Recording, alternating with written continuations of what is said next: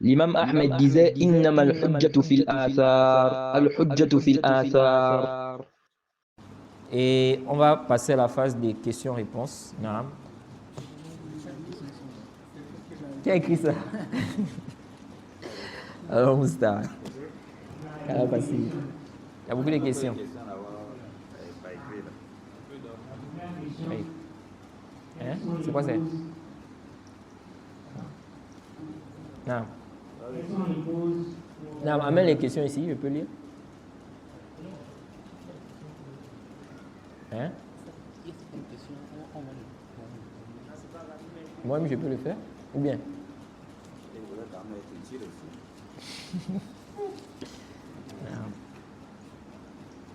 Toi, ça, c'est les questions des sœurs. Non. Ici, là, une sœur demandait, elle dit, les sœurs, ça, c'est les questions seulement des questions des sœurs, non? Mais vous avez des questions, non? On fait comment? Pour les sœurs? Ou bien on fait une question? On répond d'abord pour les sœurs. Toi, hein? Dedans, hein? Toi, non. Inch'Allah. Les femmes ont besoin aussi des cours salafiyya. Comment faire? Non. Toïb. Aujourd'hui, Allah nous a facilité avec la science. Ok? C'est pas comme à l'époque.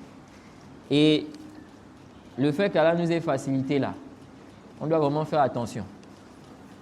Vous voyez? Parce que des gens qui étaient dans des difficultés pour apprendre là, ils se sont battus pour apprendre. Maintenant, nous, on nous facilite. Si maintenant on reste là, les bras croisés là, c'est dangereux. C'est très dangereux même. Ok? Aujourd'hui, alhamdoulilah, avec, n'est-ce pas, l'avancée de la technologie, on peut écouter des cours en ligne. Ok? Si tu ne peux pas te déplacer, aller étudier directement auprès d'un savant là, tu peux écouter le cours du savant depuis chez toi. Vous voyez? Il y a des cours, parfois c'est même en direct. Vous voyez?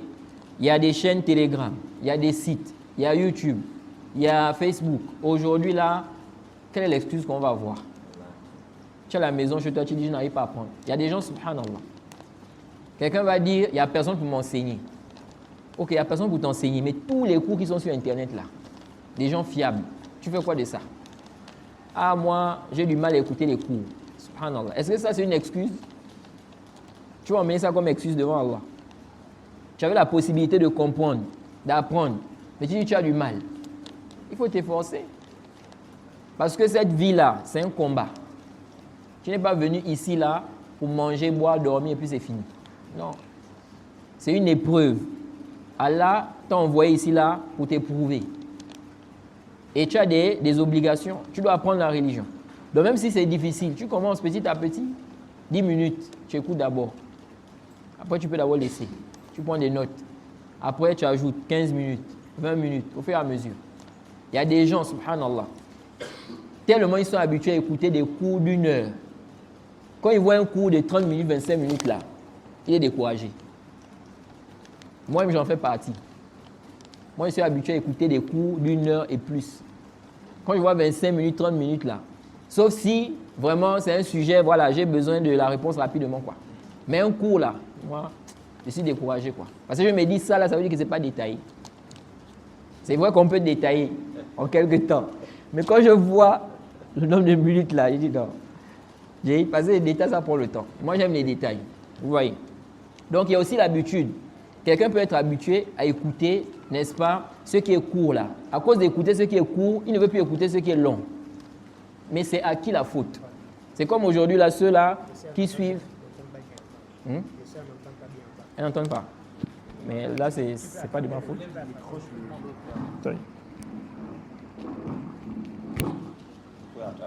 Non. J'étais même où là? Oui, j'étais en train d'expliquer quoi. Non, je disais ici l'habitude. C'est comme ceux qui sont aujourd'hui habitués à suivre des petites séquences là, des vidéos. Vous voyez? 2 minutes, 3 minutes. On ne dit pas que c'est interdit.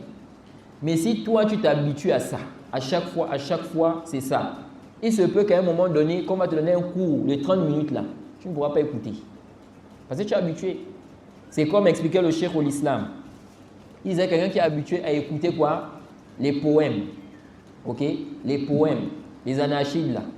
Vous voyez? Il se peut qu'à un moment donné, il a du mal maintenant à écouter le Coran. Parce qu'il s'est habitué à ça. À écouter quoi? Anachides. Celui qui écoute la musique. Quand il met maintenant le Coran là, un petit temps comme ça, il va enlever. Il va repartir avec la musique. Maintenant, tu vas dire, moi j'ai du mal à écouter le Coran. Mais c'est à qui la faute? C'est à qui la faute? C'est toi-même, tu t'es habitué à écouter ce qui a fait en sorte qu'aujourd'hui, tu as du mal à écouter quoi? Le Coran. Donc c'est ainsi. Donc il faut aussi s'habituer. Quelque chose, tu peux ne pas être habitué, mais tu commences petit à petit, et puis tu peux t'habituer. Après maintenant, tu vas voir que si tu es sincère, Inch'Allah, Allah va te faciliter. Non. Donc les moyens ici, nous disons, il faut faire quoi? Il faut assister aux cours. Il y a des frères qui font des cours. On a des frères ici au Gabon, n'est-ce pas? Qui donnent des cours. Ok? Vous prenez les informations et puis vous assistez aux cours. Avec quoi? Des cahiers et des stylos. Ça, c'est aussi un problème qu'on a ici au pays. Beaucoup de gens assistent aux cours, ils ne prennent pas des notes. Vous voyez, la science, ce n'est pas comme ça. La science, il faut noter. Quand vous regardez les salafs, moi, quand je suis parti Burkina Faso, Bénin, là, j'ai vu comment les frères étaient là-bas. Les frères viennent avec des cahiers, des stylos pour écrire. Ils viennent noter. Vous voyez, parce que la science, si toi, tu te dis, non, je vais écouter, je vais mémoriser là, tu peux oublier. Alors que quand tu as noté, on avait lu ça au DARS. Qu'est-ce que j'avais noté là? Tu pars dans le cahier, tu regardes. On avait noté ça. Et toi-même aussi, tu peux réviser, ça va t'aider aussi. Vous voyez? Dans la science, ce n'est pas seulement de venir s'asseoir et puis on écoute comme ça. Non, donc c'est ça. Maintenant, à défaut de ça, la personne peut aussi faire quoi? Écouter des cours en ligne. Ok? Écouter les cours en ligne. Il y a plein de cours aujourd'hui, des livres qui sont expliqués. Des livres. Si tu commences à écouter même là, tu auras tellement de cours, n'est-ce pas, que toi-même tu vas voir que c'est même trop. Vous voyez? Donc il y a beaucoup de cours, il y a beaucoup de livres qui ont été expliqués. Donc la personne doit faire des efforts dans ce sens-là. Donc soit assister aux cours des prêcheurs fiables, soit suivre des cours en ligne si la personne n'a pas la possibilité. Mais la personne ne doit pas rester les bras croisés. Ok? De dire que, voilà, moi je reste comme ça à la maison, je ne fais pas quoi, je n'apprends pas. Non. La personne dit ici, pour une personne qui aimerait apprendre plus dans le din, quels sont les objectifs qu'elle pourra fixer sans les délaisser rapidement? Non. Il n'y a pas de doute que l'apprentissage de la science, c'est une adoration. Et c'est quelque chose de noble. Ne pensez pas que vous perdez. Quand tu apprends la religion, là, ne pense pas que tu perds. Non. Ok? Seulement, il faut être sincère. Il faut quoi? Il faut la sincérité. Apprendre la religion, c'est une adoration. Le prophète a dit la recherche de la science est une obligation pour tout musulman. Une obligation, ça veut dire quoi? C'est une adoration. Vous voyez? Et donc, si toi, tu vas apprendre, tu es dans l'adoration. Si tu es sincère, tu auras quoi? La récompense. Ok? Et donc, ici, là, il faut d'abord prendre conscience que apprendre la religion, là, c'est une adoration. Je suis en train d'adorer mon Seigneur. Ok? Tu dois prendre conscience de cela, d'abord. Quand tu as d'abord ça comme objectif de départ, ok? Ça va te faciliter. Oui, tu es dans l'adoration. Donc, tu ne vas pas te mettre dans la tête que je perds, comme certains. Oh, je suis parti, n'est-ce pas, au cours. Ok? J'ai laissé mon travail. Donc, j'ai perdu. Non, tu n'as pas perdu. Tu crois que tu as perdu, mais tu n'as pas perdu. Ok? Si tu étais sincère là, tu as la récompense. Ok? Tu ne sais même pas. Il se peut qu'à travers, n'est-ce pas, le fait que tu as assisté à un dars, ça peut être une cause de ta compréhension d'une chose que tu n'avais pas comprise. Et qui était peut-être une chose qui devait t'emmener en enfer. Tu es parti assister au dars, tu as compris ça. Ça a été une cause, ça t'a sauvé. Vous voyez? Non. Donc, il faut avoir cet objectif. De même aussi, il faut avoir comme objectif d'enlever l'ignorance de toi-même. Ok? J'apprends la religion parce que je veux adorer mon Seigneur avec clairvoyance. Je veux enlever l'ignorance de moi. Est-ce que c'est bien d'être ignorant dans la religion? Tu es ignorant dans la religion, est-ce que c'est bien? C'est pas bien. L'ignorance même, c'est quelque chose que tout le monde fuit, normalement. Vous voyez? Et ça fait partie des choses qui montrent les mérites de la science. Le fait que les gens fuient l'ignorance. Vous voyez? Les gens n'aiment pas quand on dit qu'ils sont ignorants. Même s'il sait qu'il est ignorant là. Si on dit tu es un jahil, il ne va pas aimer. Hein. Vous voyez? Même s'il sait qu'en vérité il est ignorant. Mais pourquoi tu lui dis ça comme ça? Vous voyez? Non, donc, il faut avoir comme objectif de faire quoi? D'enlever l'ignorance de sa personne. De même aussi, de faire quoi? De transmettre la science. C'est parmi les choses qui aident à apprendre. Ok? J'apprends la religion d'abord pour moi-même, pour adorer mon Seigneur avec clairvoyance, mais aussi pour faire du bien autour de moi. Transmettre cette science-là à mes amis, ma famille, mes proches, ok? Ceux que je connais. La da'wa, ce n'est pas seulement de venir s'asseoir dans une mosquée et puis prêcher. Au travail, tu peux faire da'wa. Tu es au travail, tu peux exhorter quelqu'un. Tu peux montrer à quelqu'un une chose. Le prophète a dit comme ça. Je te vois souvent faire ça. Est-ce que tu savais que le prophète a interdit ça? Tu es en train de faire da'wa. Vous voyez? Tu es en train de faire quoi? Da'wa. Dans la famille aussi, c'est pareil. Ok? Donc, si tu as comme objectif, n'est-ce pas, que tu veux faire du bien autour de toi, transmettre la science. Et subhanallah, transmettre la science là, ça a des grands mérites. Ça a des grands mérites. C'est parmi les choses qui peuvent te permettre de gagner beaucoup de hasanat. Si tu sais que tu es quelqu'un, tu es un peu paresseux là, ok? Quand c'est le jeûne surrogatoire, tu n'es pas trop motivé. Prière surrogatoire, tu n'es pas trop motivé là. Tu peux gagner beaucoup de hasanat avec la science là. Pourquoi? Parce que la science là, ce que tu vas transmettre aux gens comme bien, quand ils vont mettre ça en application là, tu auras les récompenses de ça dans ta tombe. Tu auras les récompenses. Oui. Et imaginez-vous, quelqu'un, il a enseigné. Tu enseignes le Coran à des gens. Tu étais sincère. Tu as enseigné le Coran à des enfants. Eux, ils vont lire le Coran là. Tu as tes hasanat dans ça. Tu as montré aux gens la guidée. Les gens étaient dans une pratique qui est quoi? Une bid'a. Tu leur as montré que c'est une bid'a, de laisser ça. Tu as montré la sunna. Ils ont commencé à pratiquer ça. Tu as les récompenses. Et tous ceux qui vont pratiquer ça. Tu auras combien de hasanat? Imaginez-vous si c'est toute une mosquée, tout un quartier. Ça part même, on transmet ça même. Tu as des hasanat, beaucoup de hasanat. Vous voyez? Donc ce n'est pas quelque chose qu'il faut négliger. Ok? C'est pourquoi il y a certains gens de sciences qui disaient celui qui veut que ses œuvres perdurent là, après sa mort, qu'il transmette la science. Qu'il transmette. Vous voyez aujourd'hui là, on est en train de parler Cheikh Ibn Uthaymin. Il est mort depuis. Vous voyez? Mais on profite de sa science. Les compagnons du prophète qui nous ont transmis les hadiths, on profite de cela. Pourtant, ils sont morts depuis. Vous voyez? Non. Donc ça, c'est parmi les choses qui peuvent aider, n'est-ce pas? Ou bien les objectifs. C'est parmi les objectifs à avoir qui peuvent renforcer la personne et pousser la personne à ne pas délaisser quoi? L'apprentissage. Ok? Et puis aussi, comprendre que en apprenant, tu es en train de faire quoi? Tu es en train d'accomplir quoi? Une obligation. Ok? Non.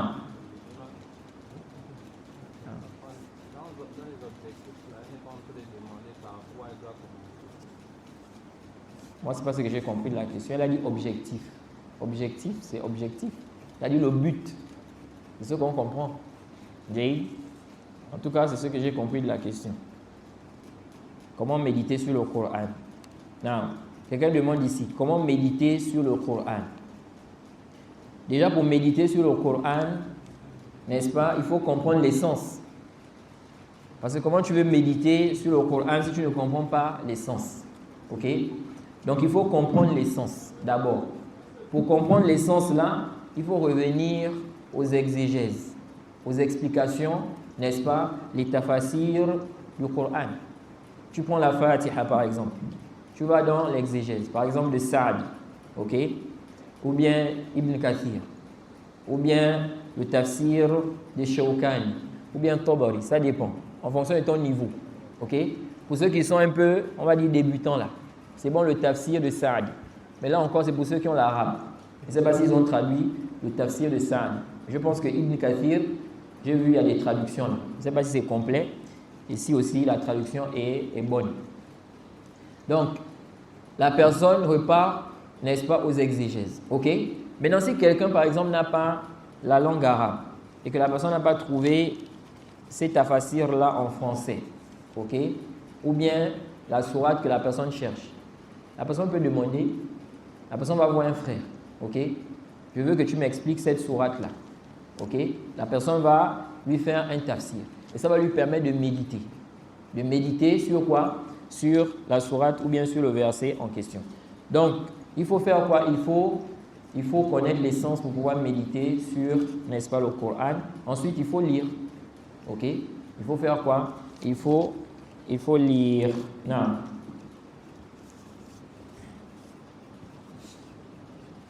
Non. Quelqu'un demande ici. Ah, il y a 3 questions ici encore derrière. Ou bien ça ne passe pas. C'est comme si c'est déchiré. Hein? Est-ce que le mot est sorti? Ah oui, c'est sorti. Non. Oui. La personne demande comment augmenter sa foi. Non. Ça, c'est parmi, n'est-ce pas, les problèmes qu'on peut avoir quand on est musulman. La baisse de foi. Vous voyez? La foi, chez les gens de la sunna, ça augmente et ça baisse. Vous voyez? Donc, parfois, la foi peut baisser. Et ça, c'est arrivé même au temps, n'est-ce pas, des compagnons. Vous voyez? Si au temps des compagnons, les compagnons même, parfois, ils avaient quoi? Des baisses de foi. Vous voyez? Que dire de nous? Vous voyez, une fois, Hanzala, un compagnon du prophète, il a commencé à dire quoi? Qu'il est hypocrite. On lui a demandé, qu'est-ce que tu dis là? Il dit oui. Il dit, parce que quand on part, n'est-ce pas, chez le prophète, on arrive là-bas, il nous exhorte. Il nous parle de l'enfer, le paradis, etc. La foi augmente. Quand on repart chez nous là, avec la famille, tout ça là, ça baisse. Vous voyez? Et le prophète Muhammad sallallahu alayhi wa sallam lui a fait comprendre que c'est quelque chose, n'est-ce pas, qui arrive. La foi augmente, la foi baisse. Vous voyez? Elle augmente, elle baisse. Non. Et donc, quand la foi a baissé, qu'est-ce qu'il faut faire? Il ne faut pas aussi croiser les bras. Ok? Parce que la baisse de la foi là, ça a des causes. Vous voyez? Si la foi a baissé, c'est parce qu'il y a quelque chose. Vous voyez? Et parmi les grandes causes qui font baisser la foi, c'est quoi? Les péchés. Les péchés. Ça, c'est parmi les causes de baisse de foi. Vous voyez? Commettre quoi? Les péchés. Quelqu'un maintenant, il est dans le zina. Ok? Le zina. On lui dit, il faut te marier. Et lui, il vit toujours dans le zina. Ok? Ça, c'est parmi les causes de baisse de foi. Si tu arrives maintenant à un stade où on te dit, le prophète a dit, ok, ton cœur est dur là. Qui est la cause de ça? Vous voyez? Donc, ici, là, nous disons, pour augmenter la foi, il faut faire quoi? Il faut délaisser les péchés. Délaisser les péchés. Et si tu commets un péché là, réponds-toi sincèrement. Ok? Aussitôt, tu peux tomber. Ok? Mais si tu es tombé là, relève-toi. Réponds-toi, demande à Allah pardon. Sincèrement. Ok? Donc ça c'est quoi? Parmi les choses qui font que la foi va augmenter. Parmi les choses aussi, il faut faire des bonnes actions. Ok? Accomplir la prière. Jeûner. Faire l'aumône. Faire le bien autour de toi. C'est parmi les choses qui vont faire quoi? Qui vont te permettre d'augmenter la foi. Parmi les choses également, on a quoi? Le fait de se souvenir de la mort. Ok? Penser à la mort. Parce que beaucoup de gens aujourd'hui aussi, quand la foi baisse là, c'est parce qu'on est distrait. Regardez la mort là, la mort on est sûr. Pourtant, tous, autant que nous sommes là, on est sûr qu'on va mourir. Personne d'entre nous là n'est éternel. Il y a un jour, on va nous emmener, peut-être ce sera le cimetière d'ici, peut-être dans un autre pays, on ne sait pas. Parce qu'on ne sait pas où on va mourir. Vous voyez? Mais on est sûr qu'on va mourir. Mais qu'est-ce qui fait en sorte qu'on est encore distrait? C'est parce qu'on a l'espoir. On a l'espoir de vivre demain, après-demain. Mais si tu sais, vous voyez, si on te dit maintenant que là, tu vas mourir minuit, tu meurs à minuit. Minuit, l'ange de la mort vient te chercher là. Le comportement que tu vas avoir là, ce n'est pas le même que là où tu t'es dit, demain c'est là. Vous voyez, tu ne sais pas. Qu'est-ce qui te dit que demain tu seras là? Tu peux aller dormir, tu meurs. Vous voyez, c'est pourquoi on doit toujours être prêt. Vous voyez, on doit être prêt. On doit, n'est-ce pas, demander à Allah, n'est-ce pas, pardon. Donc il faut se souvenir de la mort. De même aussi, visiter les cimetières. C'est parmi les recommandations du prophète Muhammad sallallahu alayhi wa sallam. Parce qu'en visitant les cimetières, là, ça va te rappeler l'au-delà. Et ça va faire quoi? Ça va t'aider à augmenter ta foi. Le prophète a dit quoi? Kuntu nahaytukum an ziyaratil qubur fazuruha fa innaha tudhakkirukumul akhirah. Vous avez interdit de visiter les cimetières, visitez-les. Ça va vous rappeler l'au-delà. Vous voyez, tu te lèves un matin, tu vas visiter les cimetières. Tu vas voir comment on enterre les gens. Il y a des gens là, quand il va pour enterrer quelqu'un là, quand il part là, quand il revient là, non, il a changé. Tu le vois seulement là, tu te dis, tu as un problème, tu as un souci. Il n'y a pas de problème. Parce que ce qu'il a vu là-bas, là, il a commencé à réfléchir. Vous voyez? Mais il y a d'autres personnes, ils sont là. La personne ne pense pas à la mort. La personne ne visite pas les cimetières, rien du tout. Vous voyez? Donc ça, c'est parmi les choses qui vont te permettre d'augmenter quoi? La foi. De même aussi, apprendre la religion. Ça, c'est très important. Apprendre la religion. Tu la foi baisser, mais il faut apprendre. Parce que l'apprentissage, ça te permet de connaître beaucoup de choses. Ça te permet de mieux connaître ton Seigneur.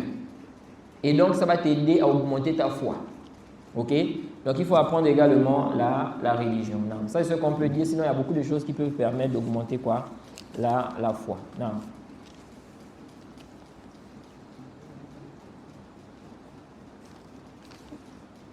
Quelle est la sentence d'un homme qui frappe sa femme?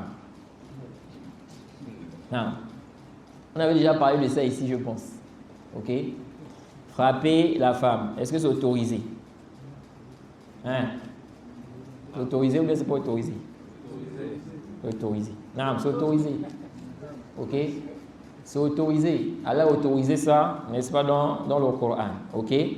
Quand il a dit, n'est-ce pas, celle dont vous craignez, n'est-ce pas, la désobéissance, il a dit exhortez-les. Ok? Il a dit, vous voyez? Non, frappez-les. Donc ça montre quoi? Qu'on peut. Si c'était interdit, est-ce qu'Allah devait dire ça? Il ne devait pas dire ça. Donc ceux qui disent, non. Non. Bon, ça dépend, les savants divergent. Est-ce qu'on doit suivre cette chronologie-là? Le frère dit ici, est-ce que c'est dans un premier temps? C'est-à-dire la femme, par exemple, elle désobéit. Tu commences directement à frapper. Ou bien il faut forcément suivre quoi? La chronologie qui est venue dans le verset là. Oui, exhorter, boycotter sur le lit et puis frapper. Ok? Les savants ont divergé par rapport à ça. Certains savants ont dit on respecte ça, d'autres qui ont dit non, tout dépend de la situation. Ok? Ils ont dit il y a des femmes, n'est-ce pas? Ce qui est profitable pour elles, c'est quoi? Le boycott sur le lit. D'autres, n'est-ce pas? Frapper. D'autres, exhorter, etc. Ok? Dans tous les cas, ce qui nous intéresse surtout ici, c'est est-ce qu'un homme qui frappe sa femme, il a commis un péché? Ok? On dit ici quoi? Il n'a pas commis un péché. Sauf si il dépasse les limites. Par exemple, il va lui casser un membre. Ou bien il va la blesser. Ok? Ou bien il va faire, c'est une frappe qui cause du tort. Ok? À ce moment, on dit quoi? Ici, ce n'est pas autorisé. Ok? Mais des frappes légères pour éduquer seulement. Ok? Ça, ce n'est pas interdit. Aujourd'hui, là, l'Europe, ils sont en train de vouloir emmener des choses aux gens, aux musulmans. On doit faire très attention. Il ne faut pas frapper la femme. Un homme ne frappe pas la femme. Ok? Jusqu'à, ils ont essayé de faire croire que ça là, c'est comme quoi? C'est comme un lâche. Pourquoi? Parce que la femme est faible. Vous voyez, l'homme a plus de force que la femme. Donc un homme qui frappe la femme, c'est comme un lâche. Pourquoi tu frappes ta femme? Subhanallah. Où est-ce qu'on a eu le dalil que celui qui est faible là, c'est interdit de l'éduquer avec quoi? La frappe. Où est le dalil que celui qui est faible, on ne peut pas l'éduquer en le frappant, sans lui causer du tort? C'est où le dalil de ça? L'enfant, on demande de frapper l'enfant. Le prophète a demandé, si l'enfant ne prie pas à 10 ans, il dit de le frapper. Pourtant, ton enfant, il est plus faible que toi. Quelqu'un peut te dire, c'est parce que c'est un enfant. Ok? Tu fais ça parce que c'est un enfant. Va faire ça à quelqu'un d'autre qui est grand comme toi. Oui. Vous voyez? Donc on dit, ça c'est pas quoi? Ça c'est pas logique. Ok? Donc nous disons ici, il n'y a pas de mal. Et c'est vraiment dangereux parce qu'aujourd'hui, on a maintenant des femmes, à cause de tout ça là, elles font quoi? Elles sont maintenant désobéissantes. Elles se permettent de dire au mari, elle dit des choses au mari qu'elle ne pouvait pas dire si elle savait que le mari peut la frapper. Parce que dans un pays, on dit quoi? Si tu frappes la femme là, tu as des problèmes. Comme en France là-bas. Oui. On m'a dit, il y a des femmes, même, elles te font sortir de la maison. Sors, tu ne dors pas ici. C'est chez toi. Mais elles te mettent dehors. Tu ne dors pas chez elles. Vous voyez, elles te grondent devant les gens. Elle vient là, elle te frappe. Il ne faut pas frapper la femme. Ne frappe pas la femme. Subhanallah. Mais il y a des femmes là, elles disent, elles te bastonnent. Il y a des femmes comme ça. Elle dit, elle te bastonne. Bon, une femme comme ça, tu fais comment? Moi, j'ai, n'est-ce pas, une cousine. Elle fait les arts martiaux. Et quand tu la vois là, le physique là, c'est comme un homme. Elle bastonne les hommes. Hein. Oui. Quand tu as une femme comme ça là. Maintenant, tu dois pas la rendre, non, il ne faut pas frapper la femme. Il faut laisser. Mais pourquoi elle va te frapper? Vous voyez? Donc, nous disons ici quoi? L'homme peut frapper la femme. Sauf que, comme on a dit ici, ça doit être quoi? Une frappe qui ne cause pas quoi? Du tort. Et aussi, il ne faut pas frapper au visage. Le prophète a interdit de frapper, n'est-ce pas, au visage. Et si on dit, parce qu'il y a des gens qui disent, le prophète n'a pas frappé ses femmes. Ok? Le prophète n'a pas frappé ses femmes. On dit, quand on dit, c'est autorisé là, ça ne veut pas dire que c'est la meilleure chose à faire. Ok? Ou bien qu'il y a des mérites dans ça. Non. On est en train de parler de l'autorisation. C'est-à-dire, si quelqu'un a fait ça, est-ce qu'il a le péché? Ok? C'est ça la question. Mais un homme peut décider de ne pas frapper sa femme. Il peut dire, moi je ne veux pas frapper ma femme. C'est ton choix. Bon, maintenant, l'autre qui a frappé sa femme, sans causer du tort. Si tu viens maintenant, tu dis, non, ce que tu as fait là, c'est interdit, c'est pas normal, tu critiques, tu fais. Là, maintenant, c'est pas bon. Vous voyez? Là, maintenant, c'est quoi? Ce n'est pas bon. Ok? Non. Comment faire pour attirer ses parents à comprendre la sunna? Non. Ça, c'est une très bonne question parce que parfois, on a des gens qui sont éprouvés, qui ont des familles, n'est-ce pas, qui ne sont pas sur la sunna. Ok? Qui ne sont pas sur la sunna. Mais déjà, nous disons, si tu as déjà des parents qui sont musulmans là, ça déjà, c'est déjà bien. Ok? Il y a des gens qui ont des familles, ils ne sont même pas rentrés dans l'islam. Vous voyez? Ils ne sont même pas encore rentrés dans l'islam. Donc toi, si tes parents sont déjà dans l'islam, mais ils sont dans l'innovation, tu vas les emmener à la sunna là. Le fait qu'ils soient déjà musulmans là, c'est déjà un bien. Maintenant, comment faire pour les emmener à la sunna? Ici, c'est en fonction de ce que tu connais de tes parents. Il y a des parents, ils ne veulent pas que l'enfant leur montre quoi que ce soit. Il y a des parents comme ça. Si l'enfant lui dit, papa comme ça, peu importe la manière que tu vas utiliser là, pour lui, tu ne peux rien lui dire. Parce que c'est ton père ou bien c'est ta mère. Vous voyez? Donc, quand tu sais que ton parent est comme ça, tu connais comment il est. Qu'est-ce que tu fais? Alors ici, tu vas chercher des gens dont tu sais que ton père ou bien ta mère peut écouter cette personne-là. Ok? Ou bien une méthode dont tu sais qu'il pourrait écouter. Vous voyez, tu peux faire quoi? Tu peux par exemple mettre un cours à la maison. Ok? Ou bien tu dis au petit frère de mettre le cours à la maison. Ça passe. Le parent peut écouter. Vous voyez? Il peut être exhorté par rapport à ça. De même aussi, il faut faire des doigts. Ne pense pas que c'est par ta propre force que le parent va être guidé. Non. C'est là qui facilite. Donc fais des doigts, demande à Allah de faciliter afin que tes parents, n'est-ce pas, acceptent quoi? Acceptent la vérité. Et aussi, il faut avoir un bon comportement. Toi maintenant qui as connu la sunna là, il faut te comporter d'une bonne façon avec tes parents. Pour que au moins, ça peut être une chose qui va intercéder, comme on dit, en ta faveur ici. Donc quand tu vas parler, quand tu vas exhorter là, ok, ça va aider, n'est-ce pas, ça va faire en sorte, ça peut aider afin qu'ils acceptent la sunna. Si maintenant ils voient que toi qui as accepté la sunna, ok, tu es devenu impoli, ok, tu deviens arrogant, tu parles mal aux parents. Bon, maintenant toi tu veux qu'ils suivent la sunna comment? Ça peut être compliqué pour eux, parce qu'ils vont dire que c'est ça là même, c'est la sunna qui te rend comme ça. Depuis que tu dis que tu es rentré dans la sunna là, c'est ça qui fait que tu es maintenant comme ça là. Alors que si le parent voit qu'en entrant, en devenant sunni, tu as un bon comportement, tu te comportes bien envers eux, tu es gentil, tu leur fais du bien. Papa, tu as besoin de quelque chose. Maman, tu as besoin de quelque chose, etc. Ils voient le comportement, ils vont dire que notre fils là, depuis qu'il est devenu, il y en a qui disent wahhabite là. Vous voyez, wahhabia. Vous voyez, vraiment il a changé. Ok? Donc ça peut être quoi? Une chose qui va aider. Il ne faut pas négliger ça. Le bon comportement, les cadeaux. Tu offres des cadeaux à papa, à maman, aux parents. Ok? Ça va être des choses qui vont faire quoi? Qui vont aider. Et puis aussi, n'est-ce pas, chercher à ce que les parents aient accès à la science authentique. Ok? Chercher à ce que les parents aient accès à la science authentique. Non. Toi, quelqu'un dit ici, Tawhid uniquement suffit et prouve que je suis salafi? Non. Ok? Quelqu'un demande ici, est-ce que le fait que quelqu'un ait le Tawhid, ça seulement ça suffit pour qu'on dise qu'il est salafi? Non. Ça ne suffit pas. Ok? Pourquoi? Parce que tu peux avoir le Tawhid, mais tu n'es pas sur la sunna. Vous voyez? Un salafi, c'est celui qui suit la sunna avec la bonne compréhension. C'est ça le salafi. Ok?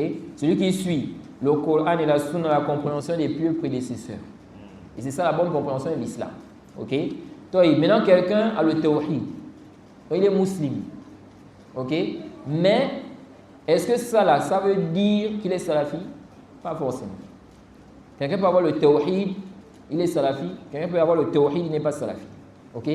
On a dit ici la fois passée que le simple fait d'être musulman, quand on a parlé des causes d'égarement, on a dit le simple fait d'être musulman là, ça là seulement, ça ne suffit pas pour garantir que tout ce que tu pratiques dans l'islam, ok, tu es sur la vérité dans ça. Et toutes les croyances que tu as aussi, tu es sur la vérité dans ça. Et on a donné plein d'exemples pour illustrer cela. Et le prophète a dit, on avait cité le hadith ici là, le prophète a dit, Man awa dallatan fahuwa dallun ma lam yu'arrifha. Le prophète a dit quoi? Celui qui va garder, ok, une bête perdue, il est égaré jusqu'à ce qu'il fasse connaître cela. La bête s'est perdue, ok, c'est perdu. Toi, tu as pris ça, tu n'as pas fait connaître. Il y a quelqu'un qui a perdu, n'est-ce pas, ceci ou cela, ok. Tu as fait quoi? Tu as gardé. Le prophète a dit il est égaré jusqu'à ce qu'il fasse connaître cela. Mais il n'y a pas de doute que celui-là, n'est-ce pas, le fait de garder ça, ça ne fait pas de lui un mécréant. Ok? Donc tu peux être musulman, tu as le tawhid, mais tu es égaré. Tu n'es pas salafi. Non, donc ça ne suffit pas. Non, il faut avoir le tawhid, mais aussi il faut être quoi sur la sunna authentique, avec la bonne compréhension. Non.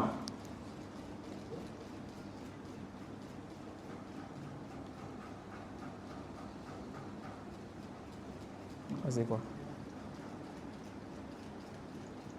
Non. Quelqu'un dit ici, quel est le jugement d'une personne qui prétend le manhaj, mais qui publie des vidéos des frères musulmans de la France? Non. Celui qui est salafi, qui prétend être sur le manhaj salafi, il ne va pas propager des gens déviants. Ok? Il ne va pas propager des gens déviants. Si toi tu propages des gens déviants là, ça veut dire que tu as un problème. Ça veut dire que quoi? Que tu as un problème. Parce qu'en propageant des gens déviants, tu propages de pourquoi? Tu veux que les gens écoutent, tu veux que les gens profitent, n'est-ce pas? Donc ça veut dire quoi? Ça veut dire que tu es en train de faire la propagation ou bien la propagande de ces gens-là en réalité. Or tu ne dois pas le faire. Les gens vont aller écouter cette personne qui est égarée. Ok? Quand les gens vont aller écouter cette personne-là, les gens peuvent prendre des ambiguïtés, les gens peuvent s'égarer. Tu as été la cause. C'est pourquoi on dit, tu as mis une vidéo en statut, ok, d'un prédicateur. Il y a des gens qui ont vu ça. Ils ont écouté. Ils ont vu que c'est intéressant. Maintenant, ils sont allés chercher le prédicateur. Là. Ok? Ici, là, si le prédicateur est bien guidé et qu'il va suivre, il suit le prédicateur, là, tu as été la cause de sa guidée. Il se peut même que tu n'es pas au courant. Vous voyez, c'est pourquoi tu peux être là en train de dormir là. Tu as des hasanats, toi-même tu ne sais même pas. Vous voyez, tu as mis quelque chose là-bas en statut, quelqu'un a profité, il a tiré profit, n'est-ce pas? Et à cause de ça, il a été guidé. Vous voyez, de la même manière, tu propages d'un égaré.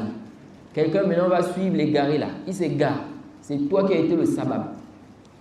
Tu Tu as été la cause. Oui. C'est pourquoi on dit quoi? Un prédicateur ou bien quelqu'un qui se réclame du manhaj salafi, qui est réellement salafi, il ne propage pas des égarés. Ok? Donc si on voit quelqu'un comme ça, qui propage des égarés, nous, ça c'est la preuve que celui-là a des problèmes. Ok? Il a des problèmes dans quoi? Dans son manhaj. Vous voyez? Subhanallah. Je prenais souvent l'exemple là. Vous voyez, quelqu'un maintenant, il propage des prêcheurs chiites. Vous allez dans sa page Facebook. Vous voyez là-bas, ce sont des prêcheurs chiites qui propagent. Ok? Ils balancent leur exhortation. Qu'est-ce qu'on va penser? On va penser quoi? Hein? Que c'est un chiite. Soit on va dire c'est un chiite, soit on va dire en tout cas, c'est pas quelqu'un qui est quoi? Qui est sur une bonne voie. Parce que tu es sur une bonne voie, comment tu propages des chiites? Leurs vidéos. Vous voyez? Donc ça c'est quoi? C'est quelque chose qui est clair. Non.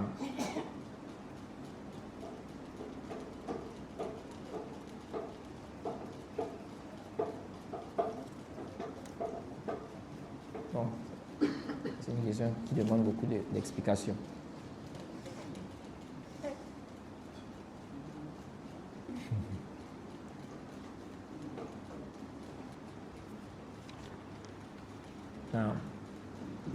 Une sœur demande ici comment être une bonne épouse pieuse.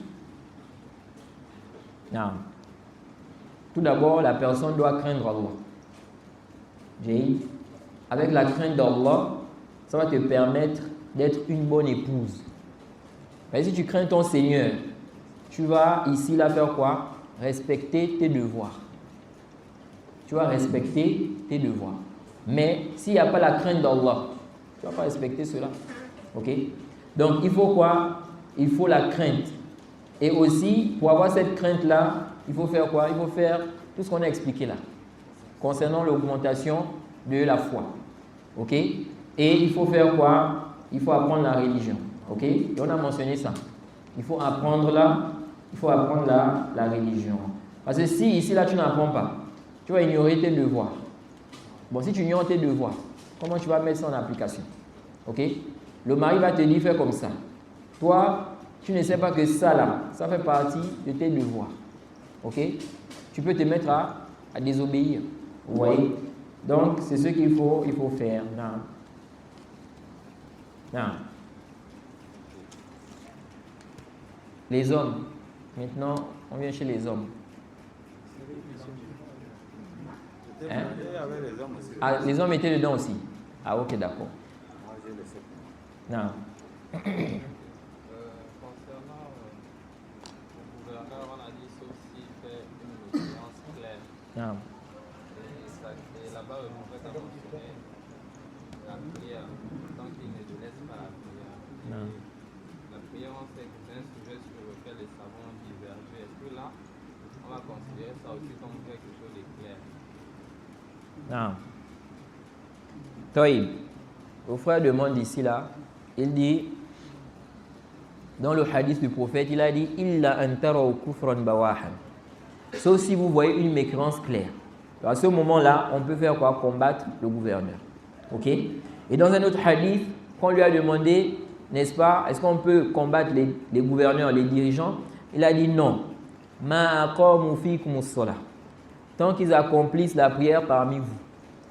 Donc le frère demande, il dit, sachant que le délaissement de la prière là, les savants ont divergé. Ok? Celui qui délaisse la prière, est-ce qu'il est mécréant ou pas? Il y a une divergence. Il n'y a pas de doute qu'on ne peut pas considérer ça comme quelque chose de clair. Ok? Il n'y a pas de doute qu'on ne peut pas considérer ça comme quelque chose de clair. Quand le prophète a dit, sauf si vous voyez une mécréance claire. Ok? Si le délaissement de la prière là, c'était une mécréance claire, est-ce que le prophète devait mentionner ça ici? Non. Parce qu'il y a des savants qui ont pris les deux textes là pour dire que celui qui a délaissé la prière est mécréant. Ils ont dit parce que le prophète a dit sauf si vous voyez une mécréance claire. Et là-bas il a dit tant qu'ils accomplissent la prière. Donc ça veut dire que délaisser la prière, ça fait partie des mécréances claires. Non. Parce que si ça faisait partie des mécréances claires, le prophète ne devait plus citer ça. Parce que le prophète a dit concernant celui qui délaisse la prière, man tarakaha faqad kafar. Il a dit la mécru. C'est pourquoi le prophète n'a pas cité d'autres mécréances. Il a dit sauf si vous voyez une mécréance claire. Est-ce que le prophète a cité d'autres mécréances? Que quand le gouverneur fait ça là, on l'enlève à cause de ça. Le prophète a cité ça. Est-ce que la mécréance là, il n'y a pas plusieurs mécréances? Il y a plusieurs mécréances. Il y a le sihr. Quelqu'un peut faire le sihr. Ok? Il y a le sujoud, l'irillah, etc. Mais le prophète a dit sauf si vous voyez une mécréance claire. Ok? Toïb. Maintenant, la prière, il a cité ça. Pourquoi?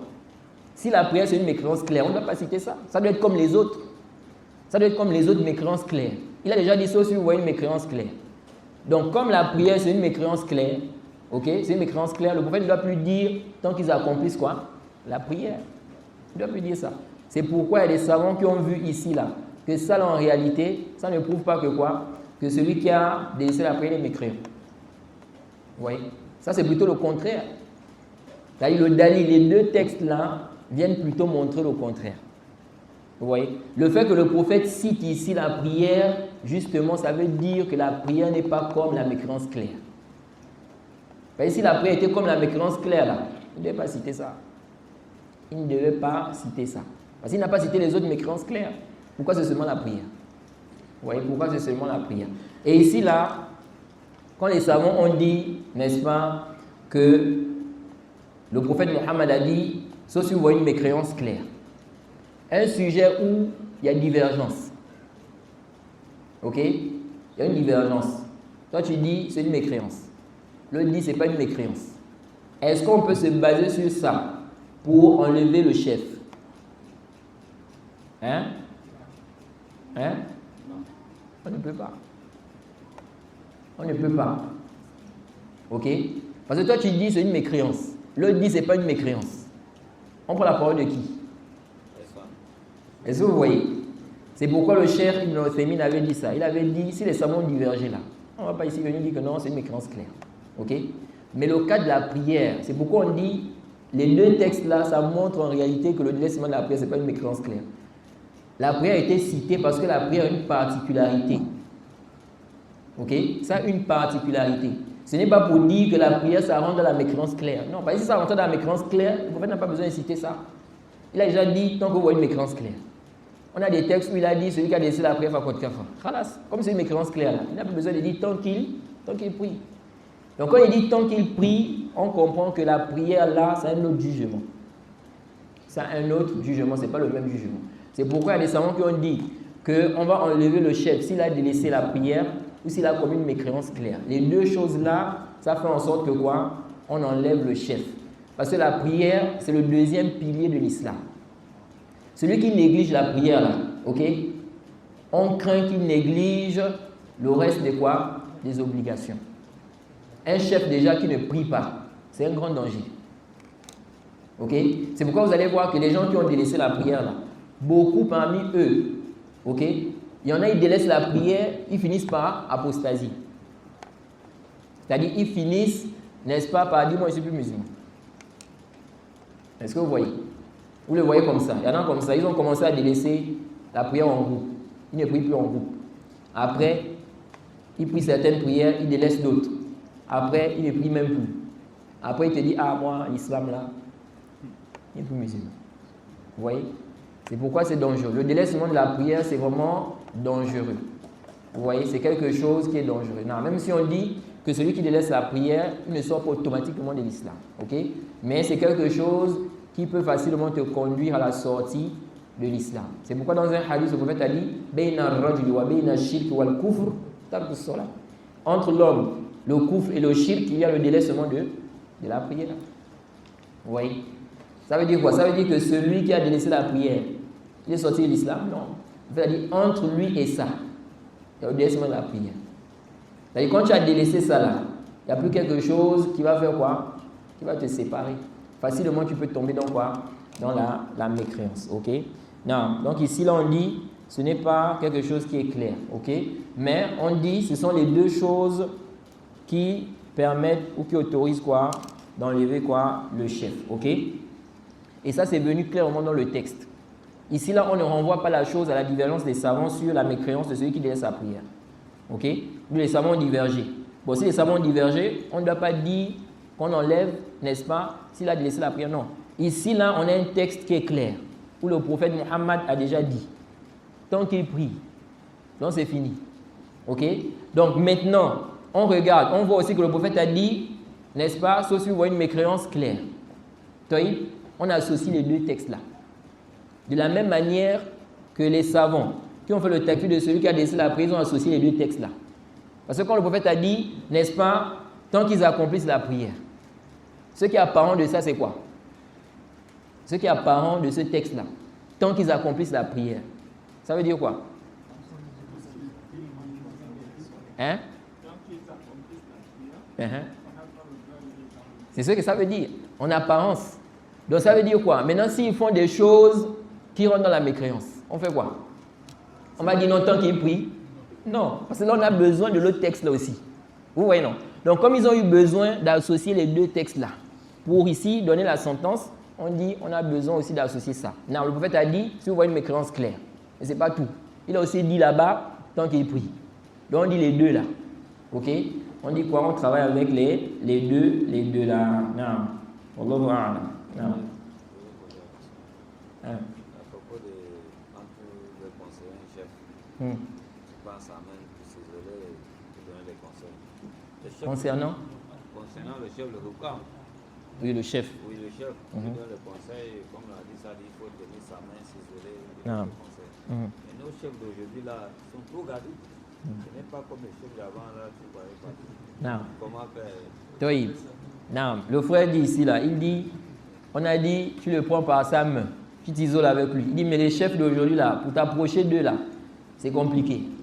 C'était pas comme à l'époque. Le prophète même, il est là, les gens viennent. Vous voyez, Othman est là, les gens viennent. Il s'assied, il parle. Mais aujourd'hui là, c'est plus ça. C'est tout un protocole pour voir le chef là. Le chef, même quand il sort là, même, c'est avec beaucoup de gens qui sont là autour. Vous voyez? Donc, comment on va faire maintenant? Alors, ici, là, on dit quoi? On dit, tu passes par ceux qui sont proches. Ok?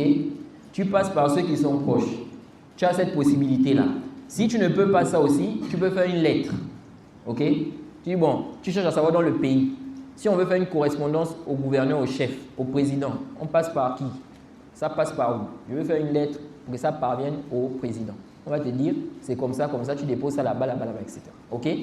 Maintenant, si tout ça là aussi, c'est pas possible. Ok? Tu ne connais pas quelqu'un qui est proche du président. La lettre aussi, c'est pas possible que tu fasses une lettre, que ça arrive au président, par exemple. Ok? Tu n'as pas la possibilité aussi de parler au chef, au gouverneur. Tu fais quoi? Tu montes sur le mimbar, tu ouvres la caméra, ça va parvenir au chef. Non. Ok? Ici là, on dit laisse. Ok? On dit quoi? On dit laisse. C'est comme le prophète a dit. Il a dit, ok? S'il accepte le conseil, c'est le but voulu. Ok? Maintenant, si il n'a pas accepté, il a dit quoi? Tu as fait ce qui t'incombe. Tu t'arrêtes là. Bon, ici, là, moi, j'essaie de faire ce qui m'incombe. Mais il n'y a pas de possibilité. Je fais quoi? Tu laisses. Ok? Tu fais des doigts, tu demandes à Allah de faciliter afin que le gouverneur, n'est-ce pas, change. Non. Oui, comme ça va.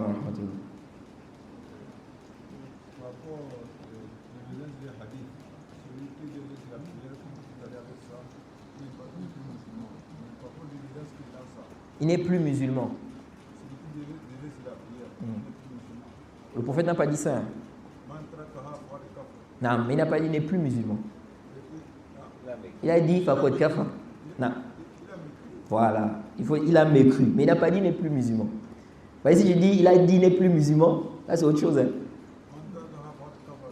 Non. Très bien. La différence?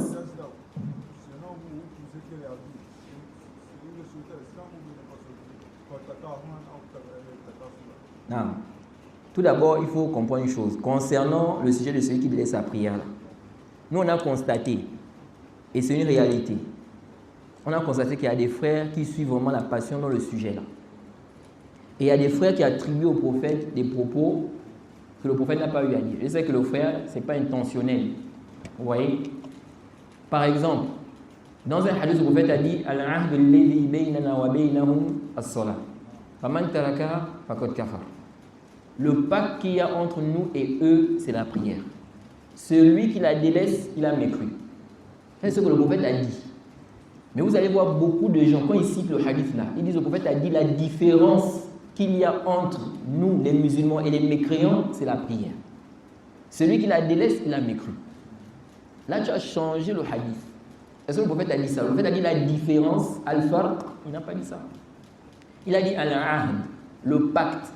Et le pacte en langue arabe, dans aucun dictionnaire, le sens du pacte, c'est la différence. Il n'y a pas ça.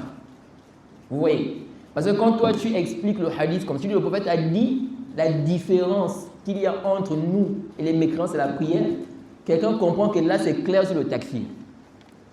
Vous voyez? Sachant que même là encore, ce n'est pas clair. Mais quelqu'un va comprendre ça. Que là, c'est clair.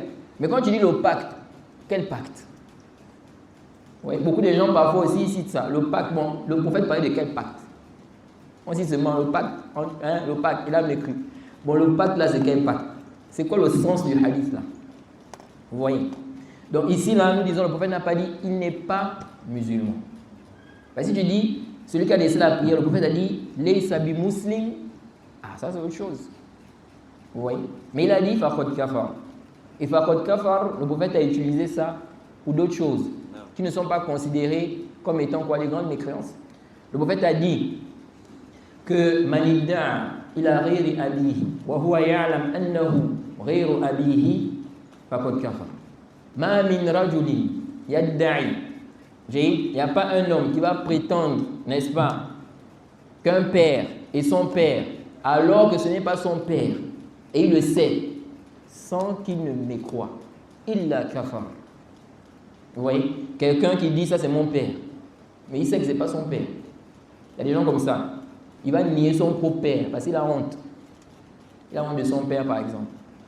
Peut-être son père est alcoolique, ou bien il est boiteux, ou bien il est pauvre, des choses comme ça. Il dit non, ce n'est pas mon père. Mon père c'est celui-là. Oui. Le prophète dit celui qui va prétendre qu'un tel c'est son père et il sait que ce n'est pas son père là. Le prophète a dit quoi? Il a mécru. Il a kafar.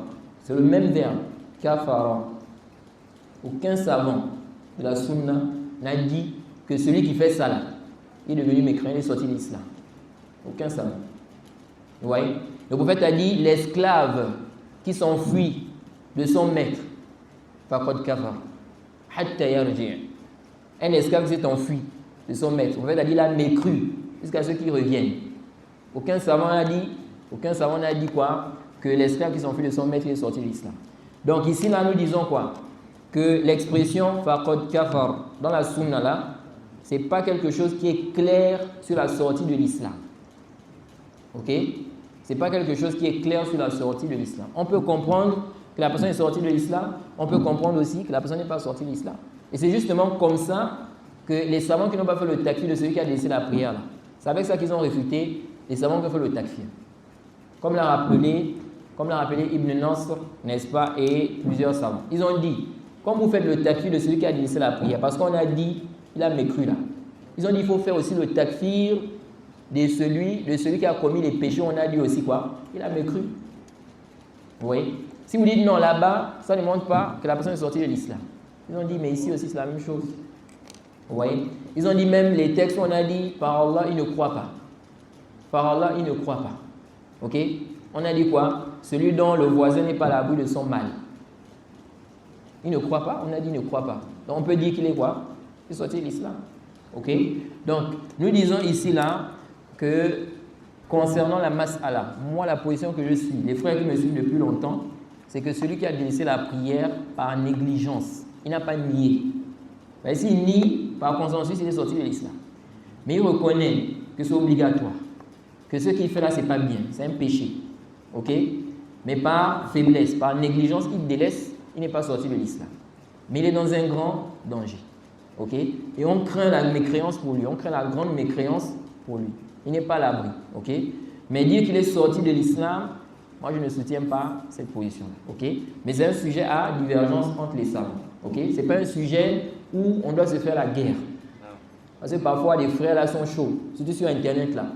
Surtout quand c'est la période du jeûne. Parce que le sujet là vient beaucoup quand c'est en période du jeûne. Surtout les frères d'Europe, les frères de France là. Ils sont vraiment sur le sujet là. Quand la période du jeûne arrive, là, vous voyez, ils vont faire sortir Fatwa du Cheikh Ibn Baz, Fatwa du Cheikh Ibn Othaymin. Donc, ils ont dit que celui qui délaisse sa prière et puis jeûne là, le jeûne n'est pas quoi? C'est pas valide. Vous voyez? C'est pas valide parce qu'il est mécréant. Vous voyez? Sachant que le Cheikh Ibn Baz là, le Cheikh Ibn Baz, lui, il voit que si tu as délaissé une seule prière là, tu n'es plus musulman. Une seule prière seulement. Donc, Fajr par exemple, c'est la prière de Fajr. Toi, tu es là sur le lit. Tu ne pries pas. Là, on est en train de passer jusqu'à 9h, 10h. Tu ne pries pas. Ok? Pour le Cheikh Ibn Baz, tu fais quoi? Tu deviens mécréant. Il faut faire quoi? Il faut venir dans l'islam. Ah, il faut faire shahada de nouveau. Et puis faire le roussi. Vous voyez? Non. Donc ici, là, en tout cas, c'est un grand sujet à divergence entre les savants. Et c'est un sujet, cette divergence-là date. Vous voyez? Elle date et c'est pas aujourd'hui que ça va s'arrêter. Nous, on va mourir. On va laisser ça. Ceux qui vont venir aussi vont encore diverger sur ça. Moi, j'avais dit à des fois, quand j'étais parti au Burkina Faso, là, quand on était en train de faire l'explication Kitab al-Imar du Sahih Muslim, quand on a parlé, on est arrivé sur les hadiths là, sur lesquels le frère a questionné là. J'avais dit au frère que, ceux qui disent que non, il est mécréant là, ok, on va voir là-bas seulement. Ok? Quand on va mourir là, on va voir la vérité là-bas. Ok? Yom al-Qiyamah, on va voir quoi? La vérité là-bas. Pourquoi? Parce que le hadith de l'intercession là, celui qui médite sur ça, c'est un hadith qui vient nous parler de la fin. La fin maintenant. Qu'est-ce qui va se passer à la fin? Vous voyez? Donc, comme on est en train de diverger, certains disent qu'il est mécréant, d'autres disent qu'il n'est pas mécréant. Ok. Chacun va rester sur sa position. Et puis, Yom al-Qiyamah là-bas, on va voir qu'il était sur la vérité. Est-ce que ceux qui ont dit que celui qui délaisse sa prière là, il va rester éternellement en enfer, il ne va plus sortir? Il ne sort plus. Vous voyez ce que ça veut dire? Quand tu dis qu'il est mécréant là, ça veut dire s'il meurt comme ça, à cause du délaissement de la prière, il reste éternellement en enfer. À cause de quoi? Certains textes. Vous voyez? C'est pourquoi il y a des savants qui ont dit on ne fait pas le takfir de celui qui délaisse sa prière. Pourquoi? Ils ont dit parce que on ne fait le takfir que là où les savants sont unanimes. Là où les savants sont unanimes. Pourquoi? Parce que ici, là, les preuves qui sont venues là, ce ne sont pas des preuves claires. Si tu te retrouves dans un sujet où tu es en train de faire le takfir d'un musulman, à la base, parce qu'ils sont unanimes, la divergence n'est pas une divergence concernant quelqu'un qui n'est pas musulman à la base. Ils sont en train de parler de quelqu'un dont ils sont unanimes qu'il était musulman. Mais il a délaissé la prière. Quel est son jugement? C'est pourquoi Ibn Abdul Barr, quand il a parlé du sujet là, il dit quoi? Il dit du moment où on est unanime, que celui-là il est musulman à la base. Maintenant il a délaissé la prière, on diverge. Est-ce qu'il est mécréant ou pas? Il dit il faut qu'on ait une preuve claire ou bien un consensus qui est prouvé pour faire le takfir. Parce que là on parle de l'islam de quelqu'un. Vous voyez? Donc ici on dit, supposons, quand toi tu regardes la mas'ala, tu peux te dire, bon, est-ce que les savants qui ont dit qu'il est mécréant là, ils ont des preuves claires, c'est-à-dire c'est indiscutable, on ne peut pas comprendre autre chose, quand on lit ça c'est clair, il n'y a rien à dire. Bon, si tu vois que c'est clair, tu dis il est mécréant. Mais si tu vois que ça là, on peut comprendre ça aussi comme ça, il ne faut pas t'aventurer à faire le takfir. La base c'est que tu t'abstiennes. Tu dis, comme je vois que ce n'est pas clair, ok, je fais quoi? Je m'abstiens. Je ne dis pas qu'il est mécréant. Il y a des savants qui ont eu cette posture-là. Ok? Ils n'ont pas fait le takfir parce que quoi? Ils ont vu que ce n'est pas quoi? Ce n'est pas clair pour eux. Non. Comment on comprend pardon? Non. Fakot Kafar. Ici, les savants ont divergé comment comprendre ça. Fakot Kafar, certains ont dit la petite mécréance. Ok? Il a mécru, c'est-à-dire de la petite mécréance. Comme on a compris les autres textes, on a dit Fakot Kafar. Il y a d'autres qui ont dit, on comprend ici Fakot Kafar qu'il est devenu mécréant. La grande mécréance. Mais le délaissement ici, ce n'est pas le simple délaissement. C'est un délaissement qui est accompagné de reniement. Ils ont dit c'est comme le prophète Youssouf. Lorsqu'il a dit j'ai délaissé la religion de mon peuple. Ils ont dit quand il dit il a délaissé là, ça veut dire quoi? Il a renié. Ok? C'est-à-dire il a renié ça. Mais ils ont dit ici là, délaisser, celui qui a délaissé, c'est-à-dire sans reniant. Ce n'est pas seulement il a délaissé et puis il croit que c'est obligatoire. Vous voyez? Donc ça c'est aussi une interprétation, une explication. Et il y a d'autres savants qui ont dit, ces hadiths-là, on doit comprendre ici qu'il s'agit de celui qui va préférer qu'on le tue au lieu de prier. Vous voyez, pourquoi? Parce qu'ils ont dit, celui qui délaisse la prière, normalement, il doit être tué. Ok? Mais avant de le tuer, là, on doit d'abord l'appeler. On ne va pas venir comme ça seulement, il a délaissé la prière, puis on le tue. Ok? On l'appelle d'abord, on lui demande de prier. Donc s'il prie, c'est bon. Maintenant, s'il refuse, à ce moment, on fait quoi? On le tue. C'est celui-là qui a délaissé la prière dont il est question dans le hadith. Oui. Donc ils ont dit, comme celui qui délaisse la prière, il doit être tué. Donc le prophète a parlé par rapport à ceux qui vont suivre. Ok? Qu'on va voir quoi? Qu'on va faire quoi? Qu'on va vouloir le tuer. Ok? Il a parlé par rapport à ceux qui vont suivre. Donc celui qui a délaissé, il a mécru, oui, il a mécru et sorti de l'islam. Mais ce n'est pas le simple fait de délaisser. Il faut qu'il délaisse, on l'appelle, ok? Maintenant, il refuse de prier, il préfère qu'on le tue. À ce moment, c'est lui qui est concerné dans quoi? Dans ce hadith. Non. Allah. Donc, quels sont les savants qui ont soutenu votre avis? Quels sont les? Les savants qui ont soutenu votre avis. De quoi? Celui qui délaisse sa prière n'est pas mécréant. Plusieurs savants ont soutenu ça. Parmi les savants qui ont soutenu, l'imam Ahmad. L'imam Ahmad a une riwaya où il ne déclare pas mécréant celui qui a délaissé quoi? La prière. L'imam Zuhri, le tabi'i Zuhri, qui est un tabi'i, un élève des compagnons, il ne voyait pas que celui qui a délaissé la prière, le jeûne, il est sorti de l'islam. Ok? L'imam Malik aussi, c'était sa position. C'était sa position. C'est pourquoi dans le Muwatta de l'imam Malik là, il a rapporté le hadith du prophète où il a dit 5 prières qu'Allah a rendues obligatoires sur les serviteurs. On dit que le prophète a dit, celui qui ne va pas venir avec ça, avec les 5 prières là, ok? Il n'a pas quoi d'engagement auprès d'Allah. Si Allah veut, il le châtie. S'il veut, il fait quoi? Il lui pardonne. Ça c'est évident, ça montre quoi? Que celui-là n'est pas mécréant. Parce que s'il était mécréant, il ne devait pas dire ça. Vous voyez? On a dit celui qui ne vient pas avec. Et l'imam Malik a cité ça dans son livre, le Muwatta. Il n'a pas contesté. Il n'a pas dit, ce hadith-là, chez nous, c'est comme ça, comme ça. Alors que l'imam Malik est connu. Quand il cite un texte là, si ça contredit sa position là, il va mentionner. Il va mentionner cela. Vous voyez? Mais ici, il n'a pas mentionné cela. En plus, c'est un grand sujet comme ça. Comme le délaissement de la prière. Comment il fait le Muwatta? Il laisse les gens avec ça. Parce que c'est le seul hadith, il n'a pas rapporté le hadith où on dit celui qui l'a délaissé, il a mécru. L'imam Malik n'a pas rapporté ça. Vous voyez? Donc, il a laissé les gens comme ça. Il n'a pas dit ce hadith-là chez nous, c'est comme ci, c'est comme ça. Et comment tu vas interpréter ça? Ok? Parce qu'il y a certains savants qui ont dit ici, là, on vise, n'est-ce pas, celui qui prie parfois, qui délaisse sa prière de temps en temps. Vous voyez? C'est celui-là qui est visé. Alors que dans le récit, là, on dit quoi? On dit celui qui ne vient pas avec les 5 prières. Là. Et ça, c'est la version que l'imam Malik a authentifiée. Lui, il voit que c'est authentique. Le prophète a dit ça. Voici, il voit que le prophète a dit. Donc, comment on va dire qu'il fait le takfir de celui qui délaisse quoi? La prière. Non. Et c'est également la position de l'imam al-Shafi'i. C'est également, n'est-ce pas, la position d'un groupe des gens du hadith. Comme l'a rappelé Ibn Nasr dans son livre Tanzim Qadr as-Salah. Ok? Et de même les savants qui sont venus après. Ok? Les Shawkani, les Cheikh Muhammad ibn Abdul Wahhab, les Cheikh Al-Albani, les Cheikh Ubayd, etc., etc. Plusieurs savants ont soutenu quoi, cette position que celui qui délaisse sa prière n'est pas mécréant. Non. Qu'est-ce qui est réellement reproché à un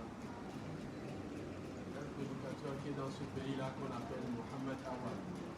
Parce qu'on voit que dans il enseigne certains groupes de Tawhid, on se dit que c'est quelqu'un de bien. Il y a d'autres qui ont fait des critiques sur lui. Qu'est-ce qui est réellement reproché à ce dernier-là afin qu'on se éloigne de ce qu'il enseigne? Oui. Tout d'abord,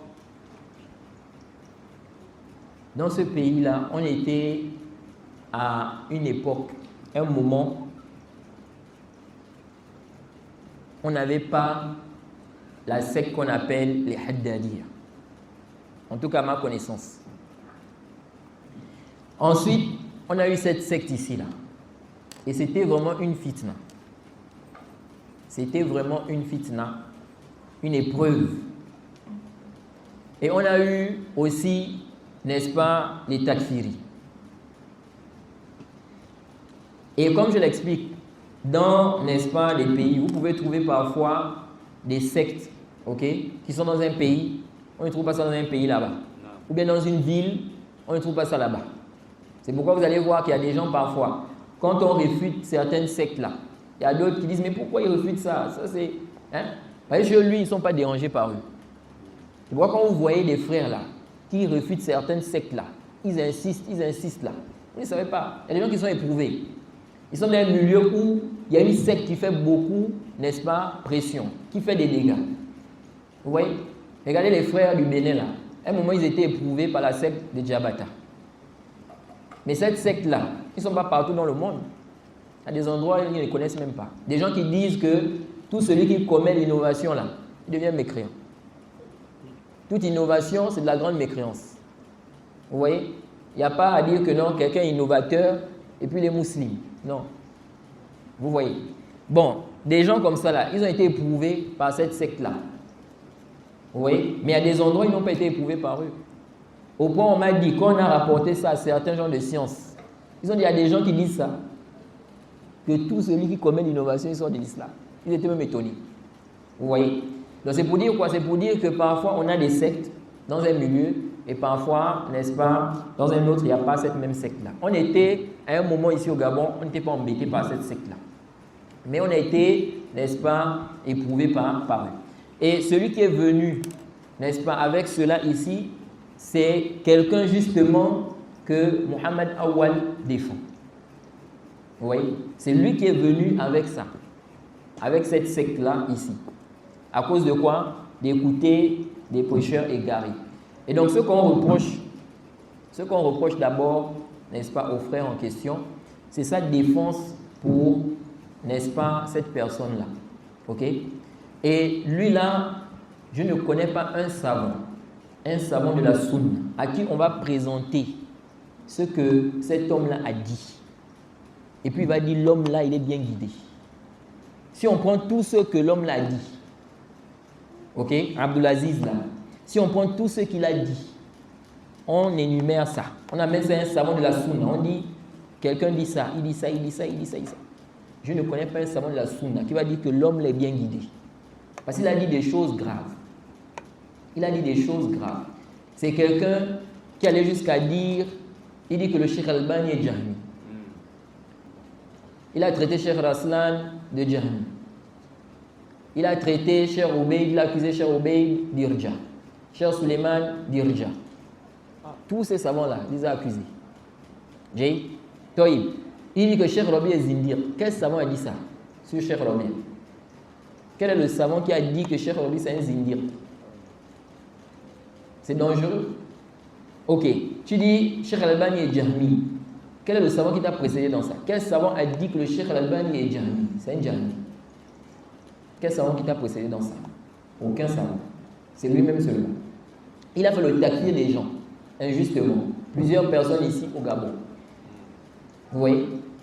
Bon, quelqu'un comme ça, toi tu le défends. Qu'est-ce qu'on doit dire? Si tu le défends, quelqu'un, n'est-ce pas, a discuté avec lui. Il demande à la personne, il dit, est-ce que tu as vu cette personne-là adorer les tombes?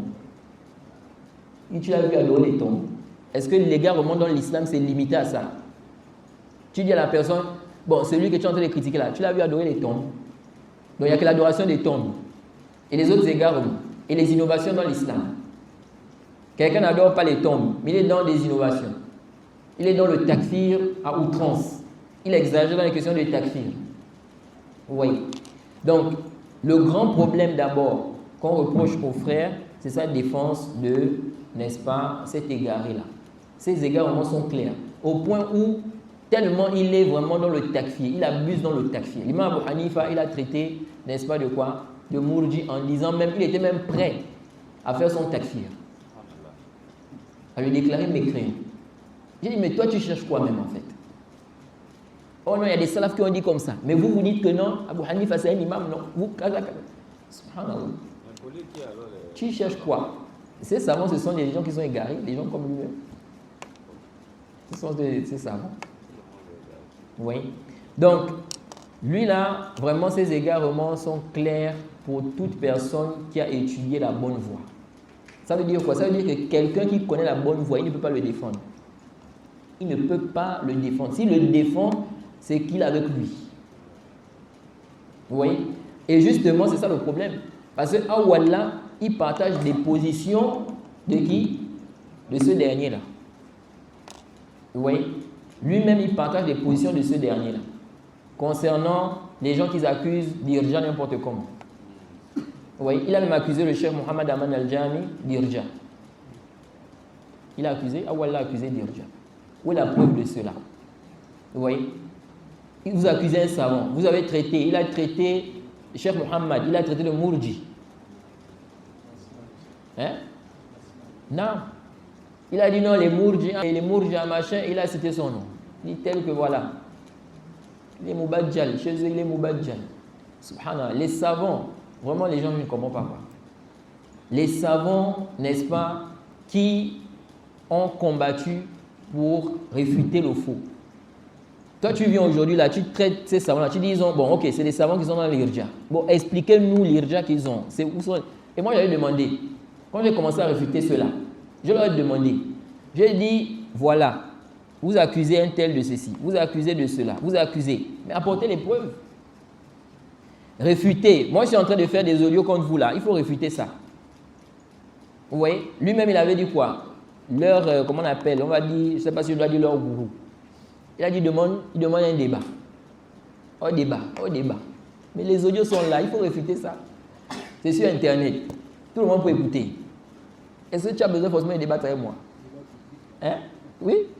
Débat. Non, venez appeler les musulmans. On s'assoit.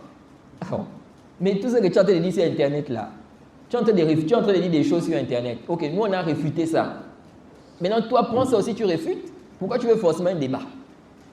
Ok, maintenant, une fois, je l'ai contacté.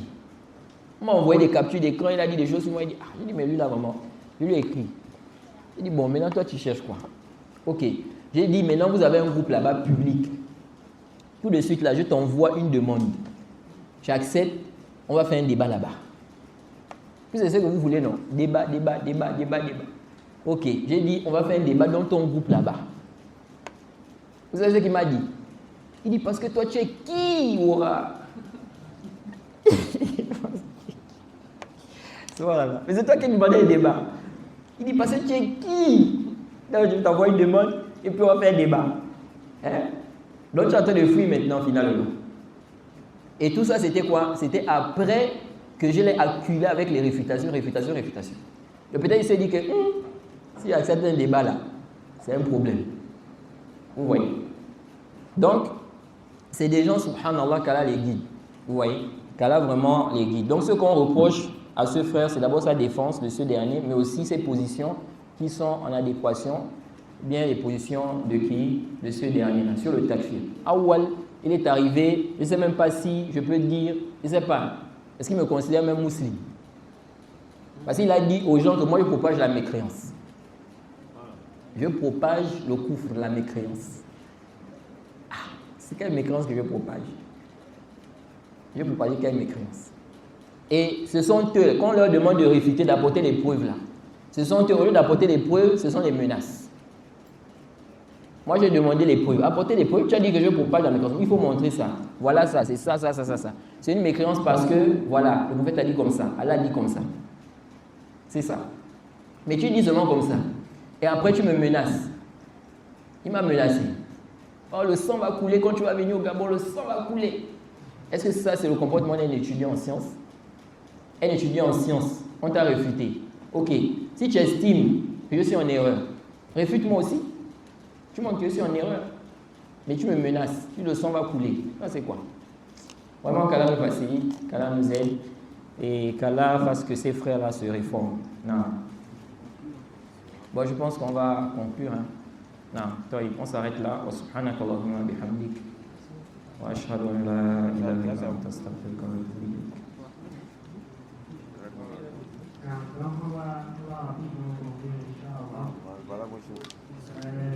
Nous sommes à la fin de ce séminaire.